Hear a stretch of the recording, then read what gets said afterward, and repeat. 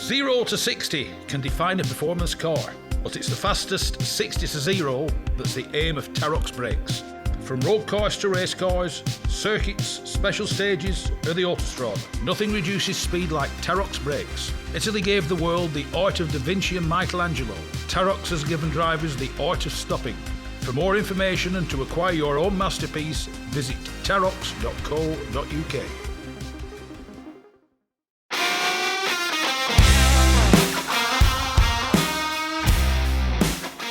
Yes, it's me, Mike Stone, and this is the Backseat Driver Podcast.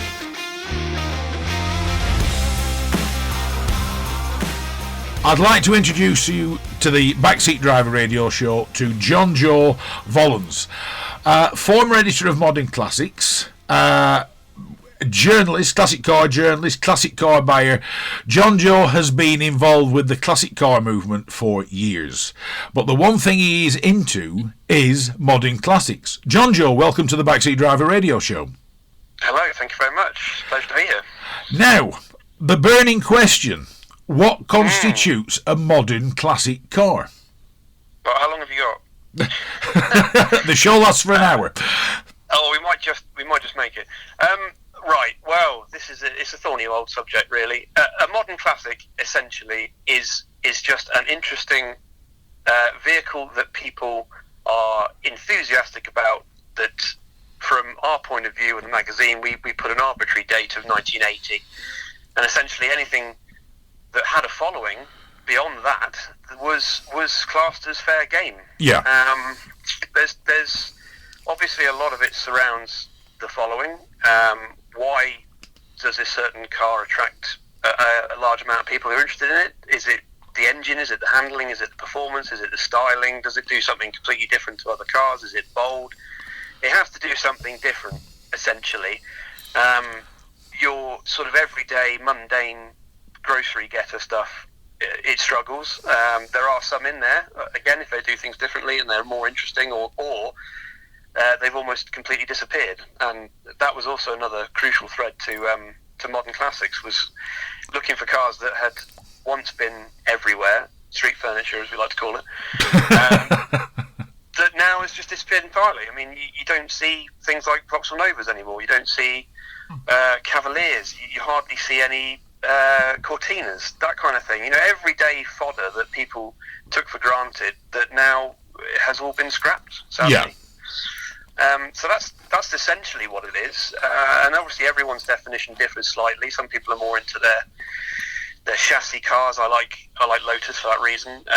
I'm not as drawn to engines as some people. Some people, it's all about the engine experience, and it has to be, you know, a multi-cylinder symphony, and the rest can sort of be further down the list. But yeah, it all depends on how you like to drive, what gets you going, and what excites you, really. I mean, you mentioned the Vauxhall Nova, and saying that, yes, everywhere you went there used to be a Vauxhall Nova, especially the little SR models, that every boy racer going drove a Vauxhall Nova. They were boy racer cars, they were rally cars, they were mum's shopping car. They were all, and quite right, as you said, I cannot remember the last time I saw a Vauxhall Nova. No, absolutely. I saw one. I was emailed by a chap who had one this week, and it was an SR actually, and I almost bit his arm off at the chance to photograph it and hopefully do a video for my YouTube channel on it. Yeah. For the same reason, is that they have disappeared out of all existence, and it's a shame, because we all grew up with this kind of stuff. People of a certain age, and talk about, you know, people in their 30s and 40s and 50s even. You sort of remember fondly of. If you'd have kept going, you'd have got to me. Yeah. Well, yeah, you're probably on the top of our old reader sort of demographic. But yeah, we all remember sort of, you know, three-wheeled nights around a car park in McDonald's when you shouldn't be. It's something old and interesting, and you know, a lot of the time it was stereos more powerful than the engine. That was all part of the charm, really. And then obviously Max Power came along, and that whole era sort of saw the demise of a lot more of them in, you know, showers of fiberglass. Now, I mean, one of the things, when things are normal, I commentate at a lot of classic car shows. And one of the things that I introduced was all classic car shows work in age categories, so the owners know when to bring their cars into the arena. I introduced 1990 to 2005. That resulted in two things. One guy came up to me and played hell with me and said no classic car should be at a show if it's younger than 1970, which I disagreed with enthusiasm. Wow. And where was this show? Where was the show? Funny enough, it was in Cheshire, of all places. Oh, okay. Right, interesting. And also, I suddenly discovered that as soon as you went 1990 to 2005, you suddenly got this influx of young owners. And the great thing was, whether you agreed with the young owner's choice of vehicle, it suddenly demonstrated that there's a lot of young owners and a lot of classic, what they perceive as classic car enthusiasts and owners out there, and all of a sudden it redefines in your mind and in what is a classic car. I mean, one young girl brought a beautiful Peugeot 205 GTI in, and I commented to her, I said, I was on the launch of these cars. I said, when they were brand new, I said, you're making me feel extremely old. But do you find with the modern classic that it attracts young owners? There are young people coming into the movement. Yeah, I mean, in general, yes, of course. And I understand both sides of the argument. I've got proper classics, inverted commas. I've got a 50-year-old Manta, and I am interested in older stuff as well. So I mean, I'm kind of a bit odd in that regard. That I'll be as happy stripping a carburetor as I will, lowering a car with new suspension. But yeah, obviously, in general, time moves on, and car enthusiasts are car enthusiasts. They don't suddenly disappear with a new generation. People are into cars because they're visceral, exciting, emotive things, and it doesn't matter how old you are, that still grabs certain people. And as time goes on, the older stuff disappears or becomes perilously expensive, so you don't want to drive it or use it, so they become less visible. And obviously the generations move on, so people want to drive stuff and be excited by things that they want to when they were a youth. And if you grew up in the 80s and even the 90s now, you weren't particularly excited by BMC stuff from the 50s. You do get people who are, and at both ends, you get older people who are interested in modern classics, and you get younger people who are interested in proper classics. It doesn't. I've got to stop using proper classic. That's the wrong way to describe them. You know what I mean? The established classics. But yeah, people like what they like, and if they happen to be younger, brilliant. And obviously, we have to remember we're custodians of these things. We're not the owners. They're transient. We're not. Yeah. These things are going to pass on to someone, and if we all sort of cling desperately to these old cars and say that they're ours for eternity and nothing past a certain date is a classic, then it's not good for the hobby, is it, in general? No. I mean, one thing that fascinates me, and I've never actually managed to get to visit it, is the exhibition of the unexceptional, which is held down, and it's and the Haggerty show is great. Yeah, it's very good. And you've things like the Triumph Acclaim, which at the time nobody really said anything nice about, and the little Rover 213s. All of a sudden, these cars are making an appearance. Yeah. Yes, they are, and I jest, but those kind of cars are exactly what I was talking about. It's the stuff that you don't see anymore. It's the kind of stuff that your teacher drove when you were in year 6 at school, and you always sort of looked at it and thought that was quite different and interesting, or it was stuck in your memory because a neighbour had one and it was a nice colour, or whatever it was. These things still resonate, and for me it was a Mark 1 Cavalier. My dad had a Mark 1 Cavalier with a vinyl top, and one of my earliest memories was opening the garage doors and just seeing that red Griffin badge on the grille, and it still stays with me now. And I was the height of the grille, so I must have been 3 or 4. Yeah. And that's one of my earliest memories. And I was really annoyed when Dad eventually destroyed that by running out of oil. Yeah, he sees the engine on a hill. Don't talk about that. My family are very much, bless them, they're very much into old things. So they've always done old houses and old furniture and things like that. And we always had cars kicking around that were a bit older. But it wasn't ever they weren't interested in cars. It wasn't that they were around. They were just the cars that they ran into the ground because they just used them until they dropped. And yeah, I think that's where it came from. Really, it was that sort of interest in anything old and preserving old stuff, and not just jumping into something new when something old breaks. Yeah. Which I still keep to this day. I've not had a new car ever. Now, the one thing is, we went through an era in the 80s and 90s of cars. It was like some of the build quality was definitely questionable, but people didn't question the fact that the cars weren't that blindingly well built. And I think that's why some of the old classics survive. Ultimately, they were actually quite well built with some of them compared to the modern ones. Which cars do you mean? Well, I mean, I own a Fiat, and Fiat now, I'm fortunate to say, don't rot quite like what they did do. But you look at some of the Mercedes. Mercedes went through a bad metal period, whereby at 2 years old they were rotting with enthusiasm, and to a degree, some of these cars verged on disposable. It was like an era of you bought it, ran it for 2 years, and that, like the Fiat Strada, or as they called it in the rest of the world, the Fiat Ritmo. The Abarth versions, a phenomenal thing, the 105 one and the what was it, the 130. People used to say, buy it brand new, run it for 2 years, then you don't want to own it when it's 2 years one day. Yeah, I mean, or there's countless Lancias we can direct the same sort of attention. Yes. I mean, they're fabulous sounding, driving, great, enthusiastic, exciting things. But yeah, I mean, there's a million different reasons for that. I mean, a lot of it is down to paint.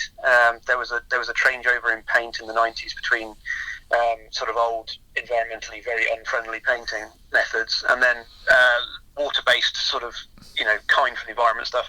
And they took a few generations to sort of really work that out properly, which is why you see, returning to Mercedes, I think you see the W210s particularly, they rusted like it was going out of fashion. And that was a lot of that was down to that. And also there's a rumour that it's about Soviet steel that suddenly became available post-91, but I never actually heard that, categorically confirmed. But, yeah, I mean, build quality varied across all generations and all cars. I mean, you look at some of the Leyland stuff of the 70s was dire, frankly.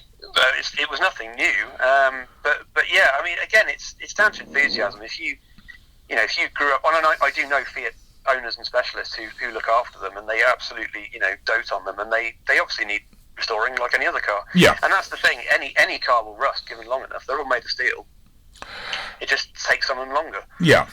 Now, most marques and most makes and most models will have an enthusiast club, and I should imagine the modern classics as such will as well, because I know one of the problems that, well, I'll quote you an example. A friend of mine had, until a few years ago, an absolutely beautiful Citroen CX GTI, and it was in beautiful condition. Yeah. The engine went wrong, or not the engine, the ECU went wrong. Interestingly, when you were talking about obscure cars that were no longer available before we recorded, I was thinking of a CX. Right. Yes. And the problem that he encountered was finding a dealer who had a laptop old enough to talk to the car, because the modern laptops will have nothing to do with talking to the car. And in the end he was told, well, unless we can find this particular ECU or something within the car's electrical stroke computer system, the car is virtually a scrapper. And you think, what an absolute shame. I mean, how often does this apply to some of the modern classic cars? Because, as I said, we're in the era of computerization with them.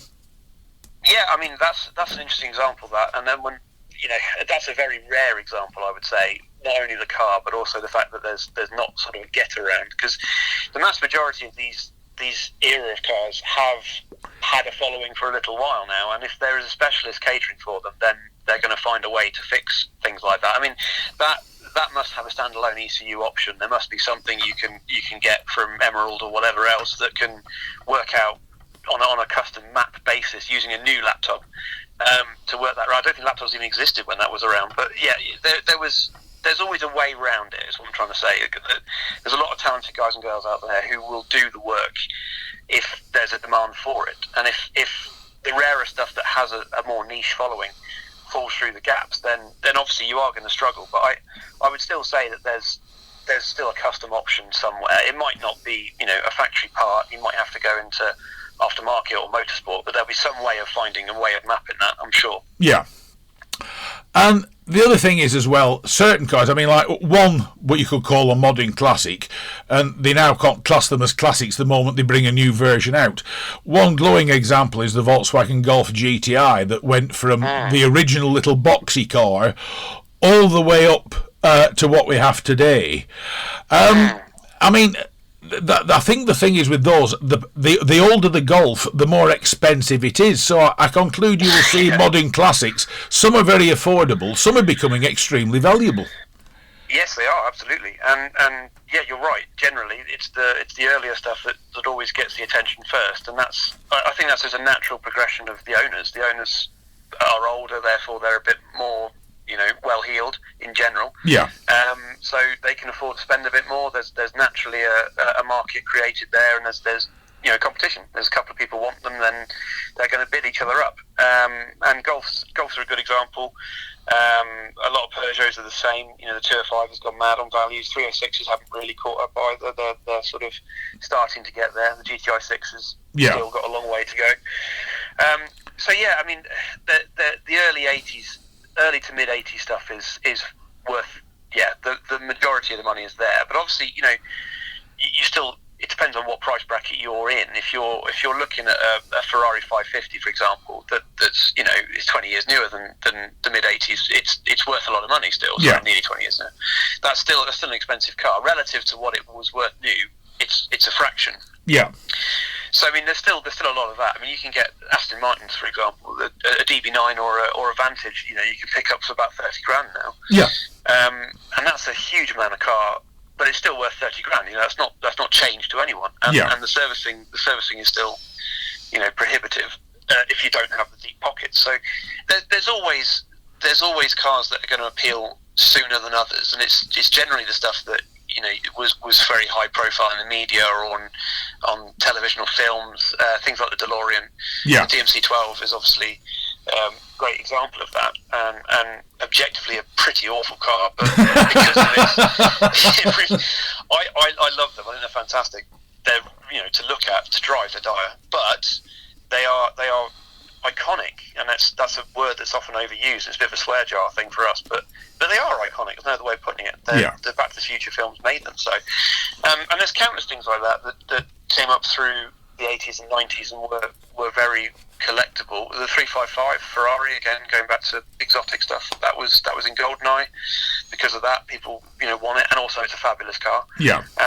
There's a lot of, and it's again down to generations. It's what resonated with you when you were 15, essentially. And that was a lot of the thinking behind modern classics. Now, one thing that is known, and you mentioned, of course, your liking for Lotus.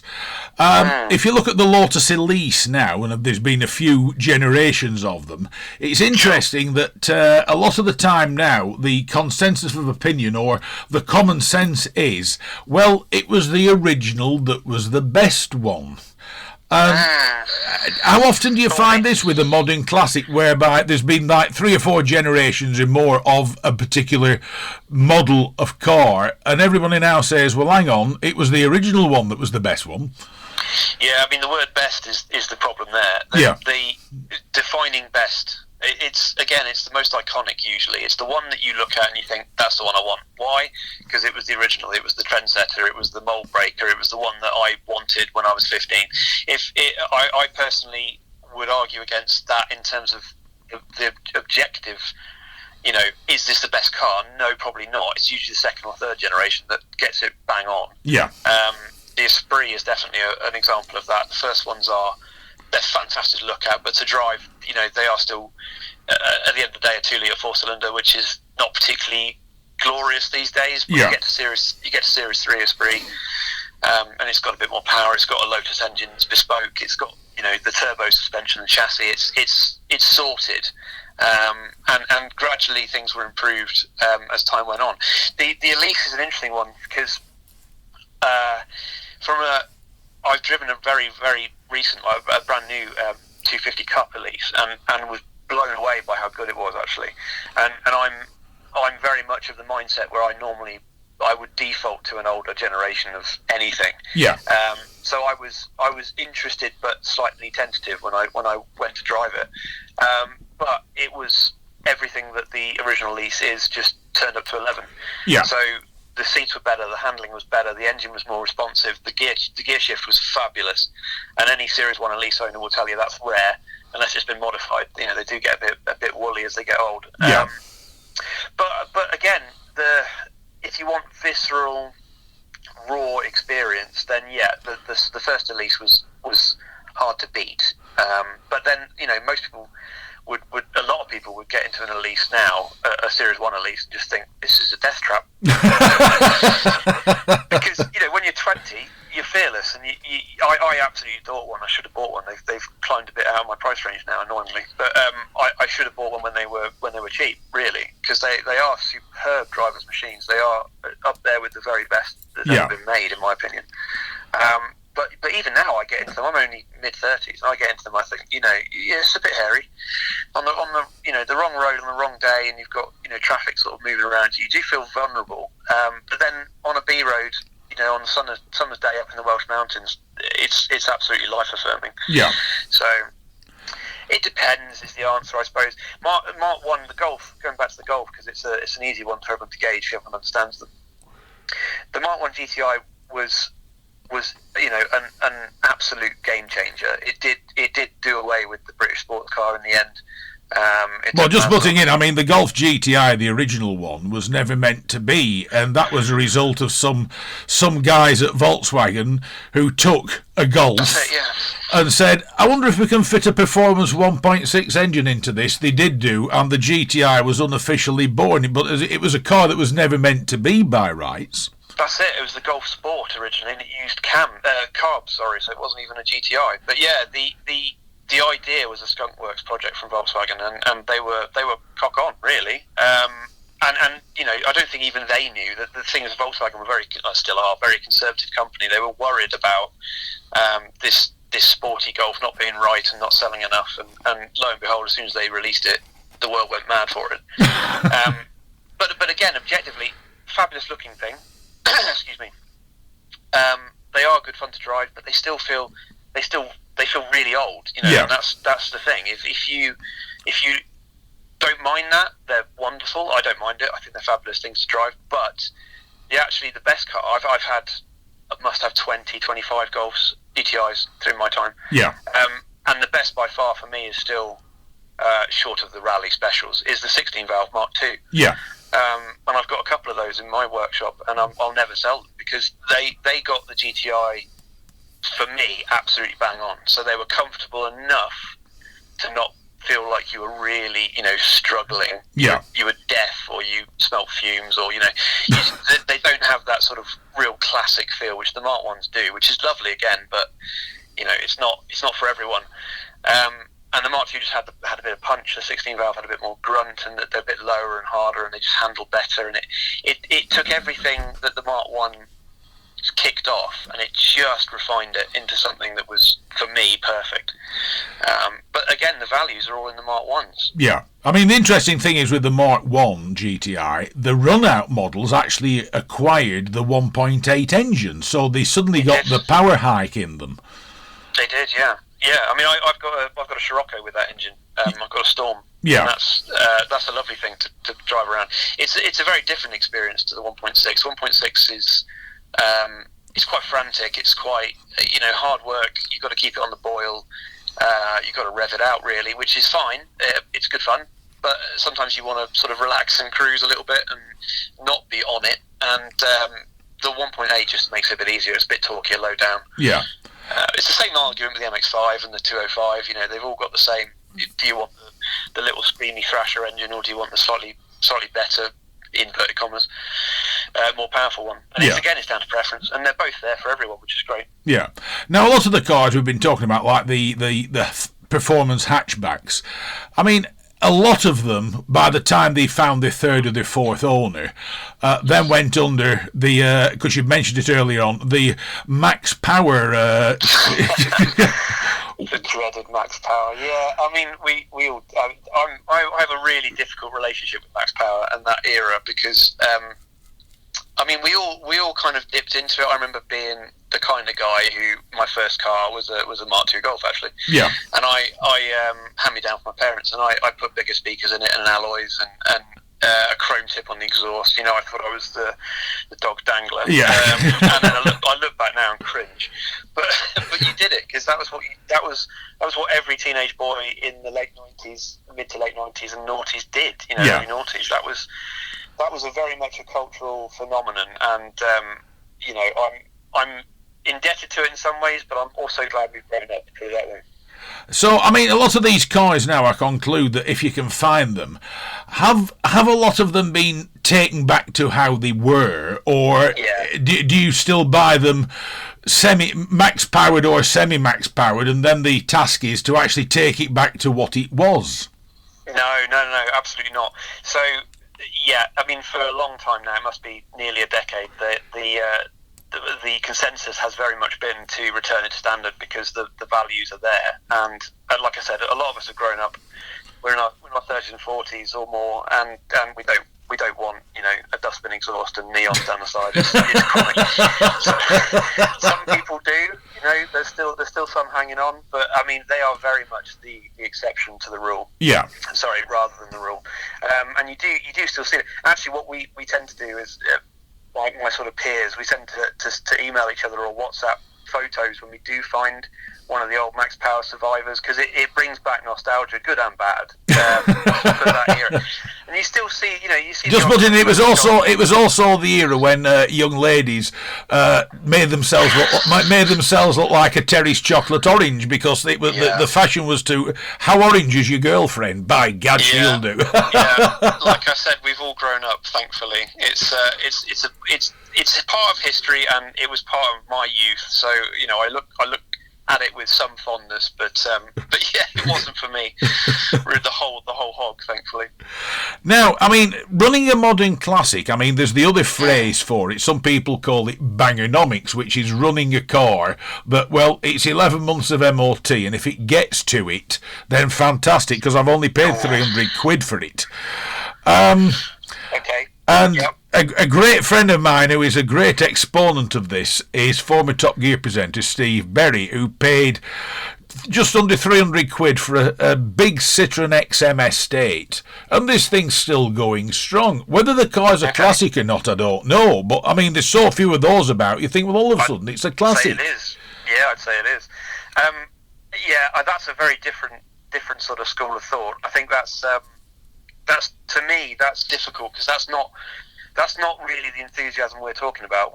So what I'm talking about, and what we very much dealt with in modern classics, was putting cars on pedestals and really looking after them and doting on them and spending your weekends polishing them and making sure they were factory condition or better. Yeah.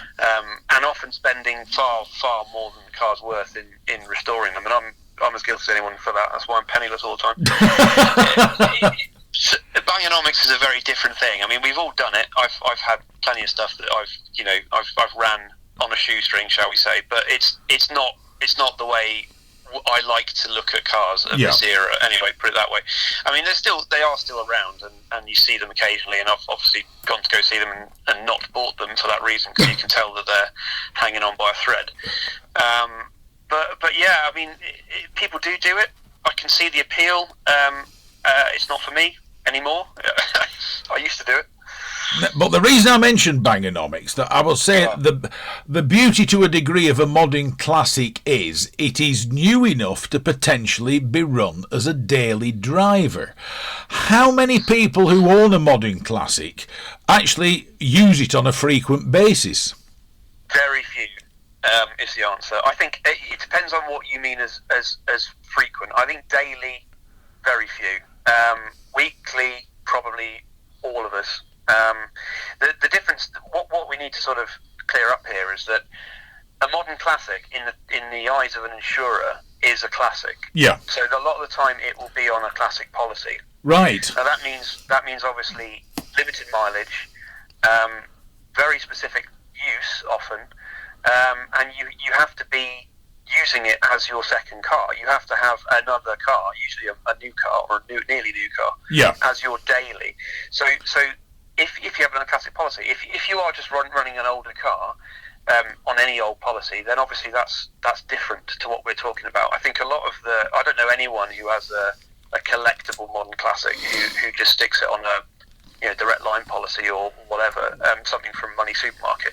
That doesn't happen. It's these guys are enthusiasts. They want to care for their car, and 9 times out of 10 it's in the garage most of the week, and it comes out at the weekend. Yeah. Now, if somebody's looking to buy a modern classic, we've already discussed quite a lot of them, but what is starting to rear its head as the potential next modern classics? Because if you work on the theory that these cars are approximately 20 years old, or possibly 15 years old, what out there is starting to knock on the door of classicdom? Wow.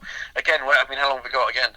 The turn of the millennium. So when we sort of got to about 2010 in modern classics, we stopped about there. But I mean, in terms of our interest, we sort of collectively stopped caring past about 2005, 2006. Yeah. I think just there was a major tipping point around that era when cars just started getting too much tech. They got cars had traction control for a long time, but you started having emergency braking and lane sort of avoidance and things like that, which was just needless rubbish really that sort of got in the way, and cars got hugely heavy, and they had to have more and more obscene horsepower in order to still feel entertaining and engaging to drive, and that's very much not what enthusiasts tend to want. They tend to want less in the way of the driving experience, so you're more connected to it, as I'm sure a lot of the classic guys would agree. So, I mean, in rule of thumb, again, anything that's in the first decade of the noughties is starting to attract a following, and I think in that era we're sort of talking.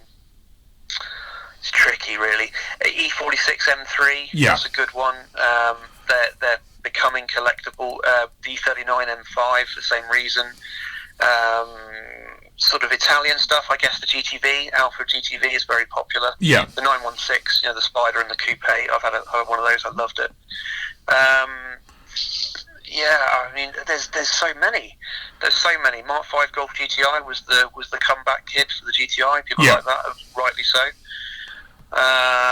Not so much the Mark 4, although the R32 is up there. Yes. Focus RS, first generation Focus RS. They've already moved though. I mean, a lot of this stuff, has a following already. Yeah. And the difficulty will be predicting beyond that. Really, what 2010, 2011, 2012 kind of cars are collectible, and there are obviously some in there. We just tended to avoid the too much complicated tech. Because I mean, things like sorry, go on. No, carry on. I was just going to say sports cars, really. I mean, the perennial favourites, the 911, the 996, 997 generation 911s, the R35 GTR, Audi R8, first generation Audi R8, manual V8. That's a fabulous car, absolutely fabulous. So I mean, there's every strata of budget. There's something there for everyone. Now, the interesting thing is, like you were talking about years, a great friend of mine who I know will be listening, good morning, Andy, it's a little bit like he did a photo shoot for one of the big classic car insurance companies, and he has a collection of cars, but his daily driver is a Mark 1 Ford Focus, and they now are being reckoned to be one of the up-and-coming must-have classics, is a Focus. Yeah. I mean, he's not wrong. I ran one for a year and a half during my Baganomics phase we were talking about. Actually. Yeah. I had a very rare one. I had a 1.8, but it was an LPG Focus from the factory. Yeah. So that was extremely rare. I think it was actually rarer than an RS. No one cared. I mean, it was just. Yes, I mean that's a fabulous car, and again, that's. Talk about the Golf actually just then. That's the car that made Volkswagen sit up and take notice. Yeah. And if you've driven a Mark 1 Focus, you'll know why. They're fantastic things. I had a diesel one for a period of time, and the one thing I always remember about it was the 1.8 Z-Tech, Though at times, they didn't do a Z-Tech diesel. Well, no, the car, it was the spec of the car that was Z-Tech. It just had to have a diesel put into it. The handling and everything else of that car was absolutely superb. Yeah, they were, and that was all down to the rear suspension. We did a feature. We did a great feature actually. We went to Nathan, my assistant editor, went to go and interview Richard Perry Jones, who was the guy who engineered that rear suspension, and his argument was to make sure that even the most basic model in the range handled, have them all as a default level playing field, that they would all handle beautifully. Yeah. And in that era, you look at the competition. The Mark IV Golf was overweight, sluggish. Clios were great at that point as well, but there was a real sort of leftover almost in technology where sort of hatchbacks were still relying on the stuff they've been using in the 80s and the early 90s. Ford just really moved the game on with that, and independent rear suspension. Yeah. Just changed it entirely, and then suddenly overnight, customers, they couldn't even say why, but customers expected better, and I think that's a lovely thing to sort of G up the whole market when someone does that, is that they give a product that's better, but even non-petrol heads get it. So like my mum, who has an E46 Touring, actually, she's still got it. Yeah. She doesn't know anything about cars whatsoever, but she knows that car handles nicely. Yeah. And it does. It handles really neatly. And the Focus is the same. People would get into it and they test drive it and they just go, oh, it's nippy, and isn't it nice round corners? And they wouldn't be able to tell you why, but they knew it was a nice thing to drive. Yeah. And that was crucial for the Focus. And Ford never looked back since. And fair play to them. Well done.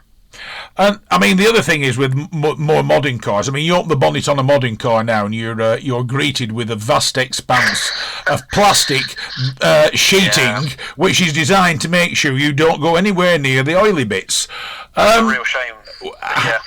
A lot of the modern classics, are the owners able to still work on them if they have the knowledge, etc.?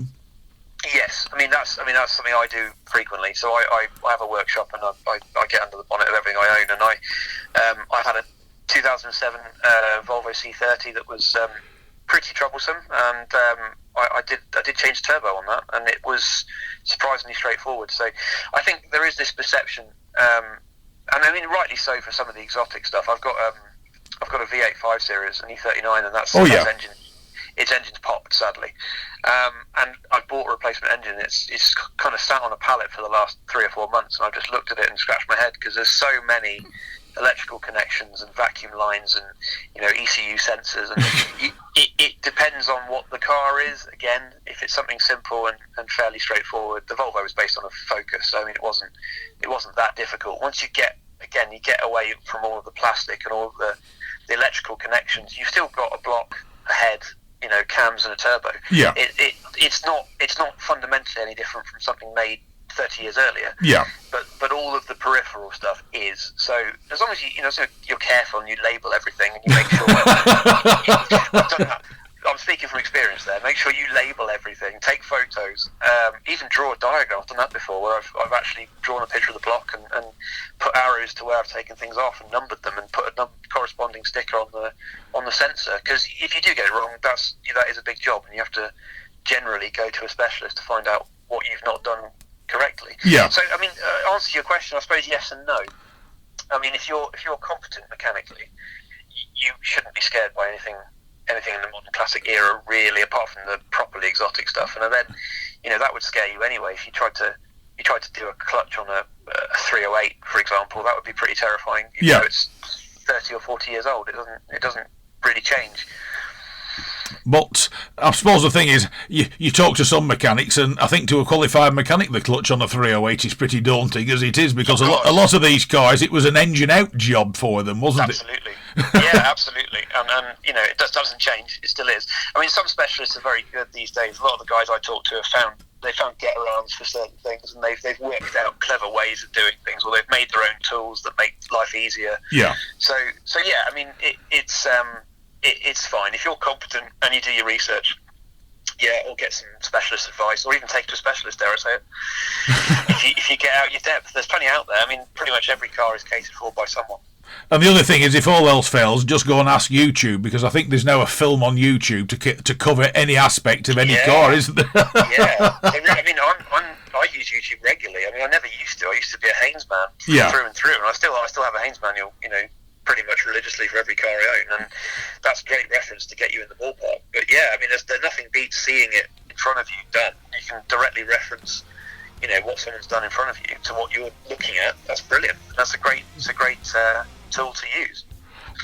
No, John Joe Vollans, that's been absolutely fantastic, because as I said, I've been wanting to talk about modding classic cars for a long while, and it's taken me a while to find somebody who can talk to me about modding classics, because it's an aspect of motoring and enthusiasm for cars that is growing. I mean, the Federation of British Historical Vehicle Clubs has announced that there's been an increase over the past 18 months of 200,000 classic car owners, and I should imagine a percentage of those will be modding classic guys.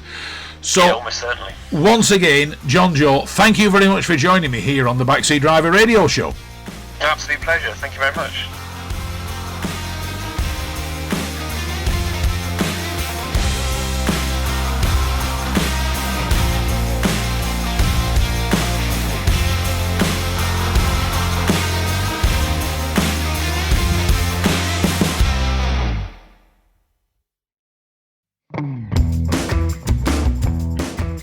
Rarely beaten on price, never beaten on service. Whether it's cars, bikes or commercials, Hodder Tyres are the best in the business. And when it comes to tyre expertise and advice to supplying the correct tyres for your vehicle's specific requirements, nobody comes close to David Lakin and the Hodder Tyres team. So give them a call on 01200 613 192 or visit the website at hoddertyres.co.uk.